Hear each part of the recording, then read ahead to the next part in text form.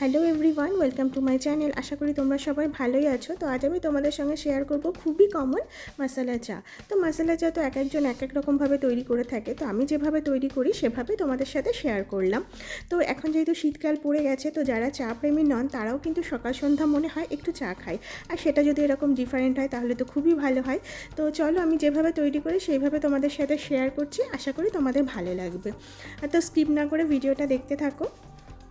তো সবার প্রথমে আমি এখানে জল গরম হতে বসিয়ে দিয়েছি। তো আমি এখানে 4 কাপ চা করব, তো সেই পরিমাণ আমি জল নিয়েছি। তো জলটাকে কিন্তু খুব ভালো করে ফোটাতে হবে। এরপর আমি এর মধ্যে একে একে দিয়ে দেব গ্রেট করে রাখা আদা, 4 থেকে 5টা এলাচ আমি ফাটিয়ে দিয়ে দেব, ছোট ছোট কয়েক টুকরো দারচিনি, 4 থেকে 5টা লবঙ্গ, একটু গোলমরিচ কয়েকটা গোটা, তবে ফাটিয়ে না, আর 2 থেকে 3টে তেজপাতা আমি ছিঁড়ে দিয়ে দিয়েছি। এবার দেখো জলটাকে খুব ভালো করে ফুটিয়ে নিয়েছি, আর দেখো বেশ সুন্দর একটা গোল্ডেন কালার এসছে। তো এই কালারটা না আসা অবধি কিন্তু জলটা ফোটাতে হবে। এবার আমি এর মধ্যে দিয়ে দেবো পরিমাণ মতো চিনি। তো চিনি তোমরা যেরকম মিষ্টি খাও সেরকমই দেবে। তো দেখো জলটা কিন্তু একদম বেশ একটা গোল্ডেন কালার এসেছে, যদিও আমি এখনও কিন্তু চায়ের পাতা দেইনি, তো দেখে বুঝতেই পারছো। এবার আমি এর মধ্যে দিয়ে দেব চা। তো এখানে আমার দানা চা আর পাতা চা মেশানো আছে, আর এইটার জন্য কিন্তু একটু মেশানো চা না হলে ঠিক ভালো লাগবে না, মানে কালার ফ্লেভার দুটোই দরকার।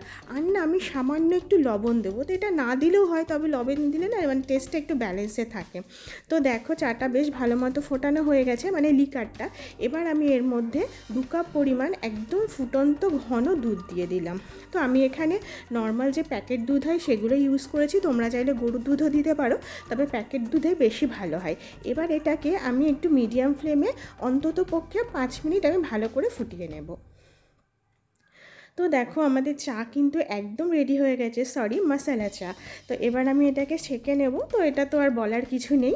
হ্যাঁ, তো তোমরা দেখলে আমি কিভাবে করলাম, তো আজকেই কিন্তু এভাবে একবার ট্রাই করে দেখো, অবশ্যই তোমাদের ভালো লাগবে, এটা আমি গ্যারেন্টি দিয়ে বলতে পারি।